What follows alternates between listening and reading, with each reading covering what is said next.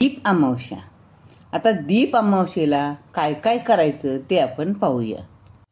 सकाळी लवकर उठून स्नान करायचं आणि स्वच्छ कपडे घालायचे.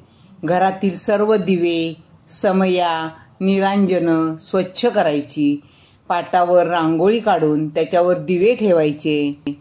दिव्यांमध्ये वात आणि तेल घालून ते प्रज्वलित करायचे. दिव्यांची विधिवत पूजा करायची. फुलं नैवेद्य दाखवायचा आणि लहान मुलांना ओवाळायचं. लहान मुलांना ओवाळताना त्यांच्या डोक्यावर दिवा फिरवून त्यांना ओवाळायचे. ओवाळताना दीप अमावस्येच्या हार्दिक शुभेच्छा किंवा तुमचे आयुष्य प्रकाशमय हो अशा शुभेच्छा त्यांना द्यायच्या. आणि पितरांसाठी पण दिवा लावायचा. घरात किंवा घराबाहेर जिथं सोयीचं असेल तिथं पितरांसाठी दिवा लावायचा आहे. दिव्याखाली थोडे तांदूळ ठेवायचे आहेत.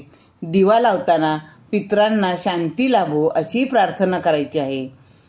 या दिवशी गरजूंना अन्न, वस्त्र किंवा आवश्यक वस्तूंचं दान करायचं आहे. असं केल्यानं घरात सुख समृद्धी येते असं मानलं जातं. दीप अमावस्या ही श्रावण महिन्याच्या स्वागतासाठी देखील साजरी केली जाते. या दिवशी घरात छान वातावरण ठेवावं आणि श्रावण महिन्याचे स्वागत पण छान करावं. धन्यवाद.